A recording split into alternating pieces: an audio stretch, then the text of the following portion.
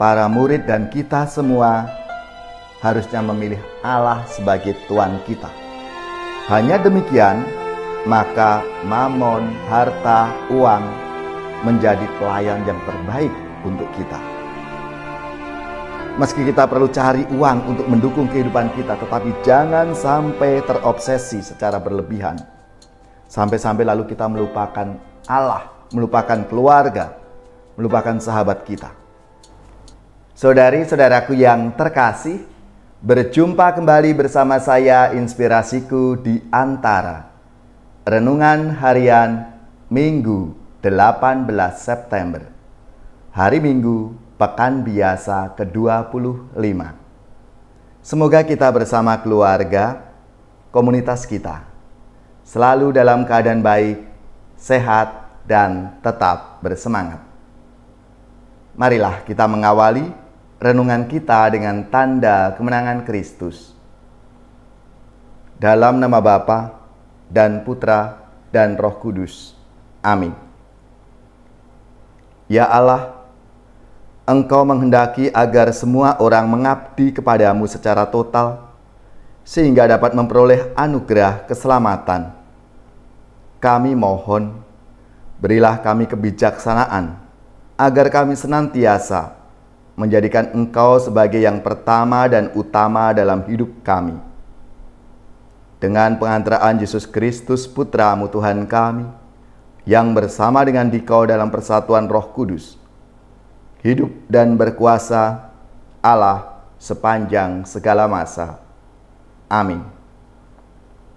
Dalam nama Bapa dan Putra dan Roh Kudus. Amin. Inspirasi kita hari ini dari Injil Suci menurut Lukas bab 16 ayat 1-13. Mari kita siapkan kitab suci kita masing-masing. Kita akan membaca bersama-sama dan merenungkannya.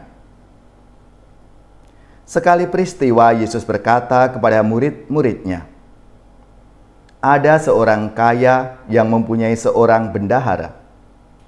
Kepadanya disampaikan tuduhan bahwa bendahara itu menghamburkan miliknya.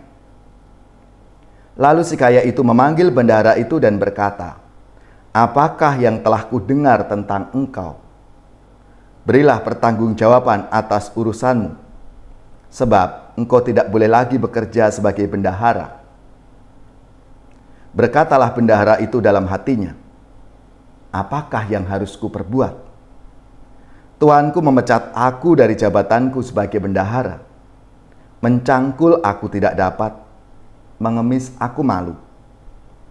Aku tahu apa yang akan kuperbuat, supaya apabila dipecat dari jabatanku sebagai bendahara, ada orang yang menampung aku di rumah mereka.' Lalu bendahara itu memanggil satu demi satu orang yang berhutang kepada tuannya. Katanya kepada orang pertama, 'Berapakah hutangmu kepada tuanku?' Jawab orang itu, 100 tempayan minyak. Lalu kata bendahara itu kepadanya, 'Inilah surat utangmu. Duduklah dan buatlah surat utang lain sekarang juga 50 tempayan.' Kemudian ia berkata kepada yang kedua, 'Dan saudara, berapa hutangmu?' Jawab orang itu, 100 pikul gandum. Katanya kepada orang ini, 'Inilah surat hutangmu. Buatlah surat hutang lain 80 pikul.' Bendahara yang tidak jujur itu dipuji oleh tuannya, karena ia telah bertindak dengan cerdik. Sebab anak-anak dunia ini lebih cerdik terhadap sesamanya daripada anak-anak terang. Maka aku berkata kepadamu, ikatlah persahabatan dengan mempergunakan mamon yang tidak jujur, supaya jika mamon itu tidak dapat menolong lagi, kamu diterima dalam kemah abadi. Barang siapa setia dalam perkara-perkara kecil, ia setia juga dalam perkara-perkara besar. Dan barang siapa tidak benar dalam perkara kecil, ia tidak benar juga dalam perkara-perkara besar. Jadi, Jika kamu tidak setia dalam hal mamon yang tidak jujur, siapakah yang akan mempercayakan harta sejati kepadamu? Dan jika kamu tidak setia dalam harta orang lain, siapakah yang akan menyerahkan hartamu sendiri kepadamu? Seorang hamba tidak dapat mengabdi kepada dua tuan, karena jika demikian, ia akan membenci yang seorang dan mengasihi yang lain, atau ia akan setia kepada yang seorang dan tidak mengindahkan yang lain. Kamu tidak dapat mengabdi kepada Allah dan kepada mamon. Demikianlah sabda Tuhan. Terpujilah Kristus.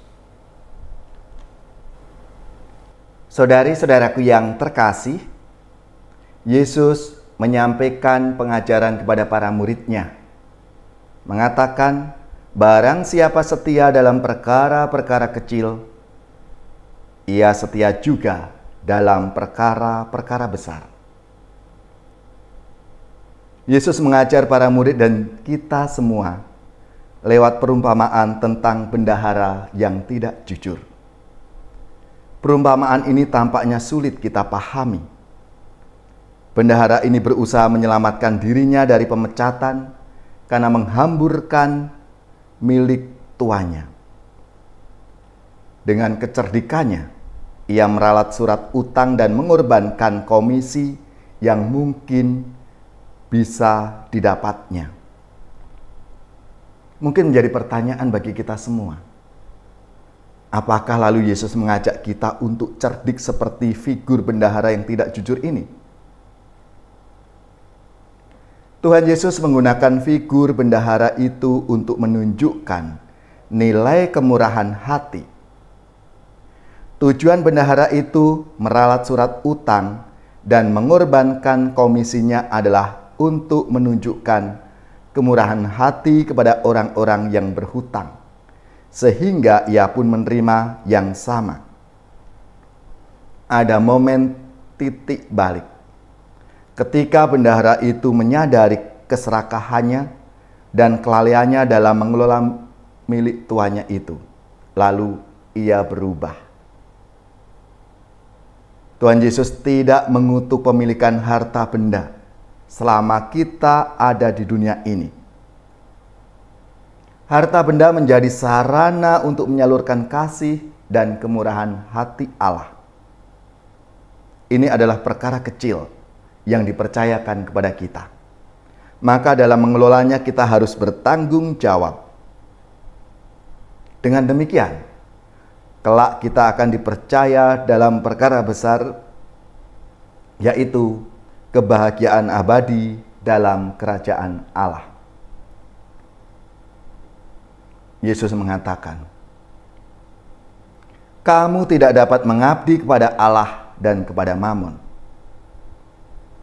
Perkataan Yesus ini kiranya bermaksud bahwa kita dapat memilih mengabdi Allah atau mengabdi mamon, harta, uang. Tetapi kita tidak bisa mengabdi kedua-duanya. Totalitas pengabdian nanti akan jadi terbelah.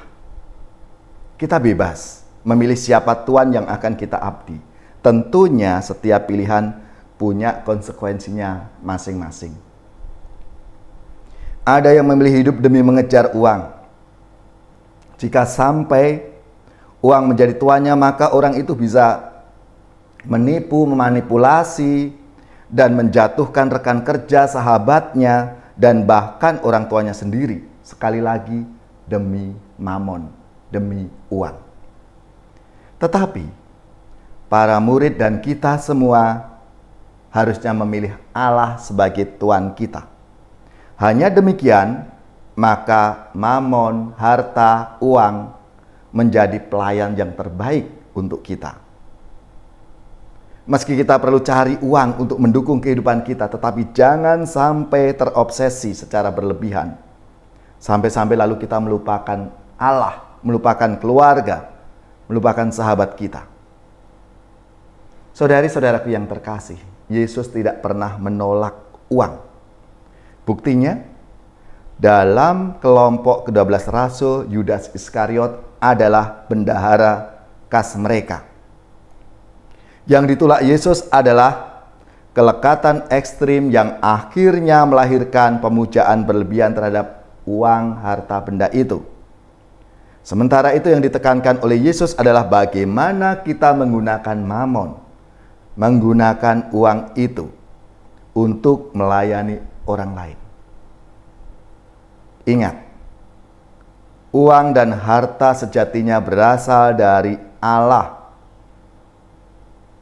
Dia bisa mengambil kapan saja jika Dia menghendaki, dan sejatinya kita ini adalah pengelolanya untuk kebaikan diri kita dan untuk sesama kita.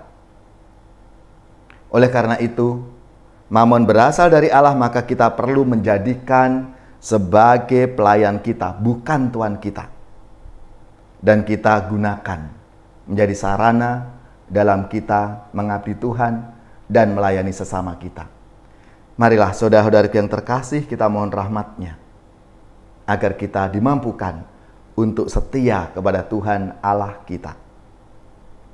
Tuhan Yesus, semoga kami senantiasa bersyukur atas perkara kecil yang Engkau percayakan kepada kami dan mengelolanya dengan tanggung jawab serta kemurahan hati. Semoga kelak kami dipercaya untuk ambil bagian dalam kerajaan.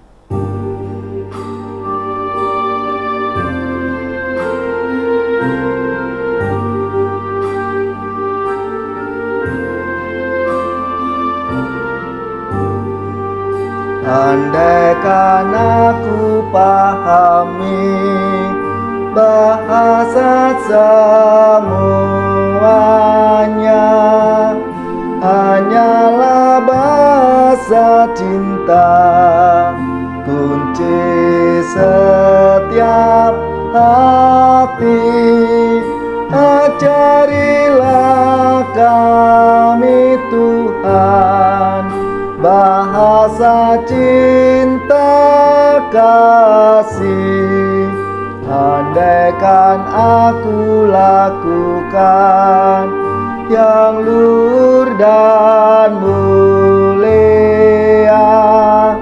jika tanpa cinta kasih hampa dan tak berguna. Ajarilah kami Tuhan bahasa cinta kasih. Andaikan aku dermakan segala harta milik, hanya cintaku yang mampu membahagiakan orang. Ajarilah kami Tuhan bahasa cinta kasih. Cinta itu lemah lembut, sabar dan murah hati, tidak cari keuntungan, tidak megahkan diri. Ajarilah kami Tuhan bahasa cinta kasih. Saudari-saudaraku yang terkasih, marilah kita mengakhiri renungan kita hari ini dengan mohon berkat Tuhan, dan kita akan menerima tugas perutusan. Mari kita siapkan hati kita untuk menerima berkat-Nya. Semoga saudari-saudara sekalian, keluarga-keluarga dan komunitas kita, orang-orang yang kita doakan, mereka yang sakit, yang menderita, seluruh tugas, belajar, pekerjaan, usaha serta karya pelayanan kita dibimbing, dilindungi dan diberkati oleh Allah yang Maha Kuasa, Bapa dan Putra dan Roh Kudus. Amin.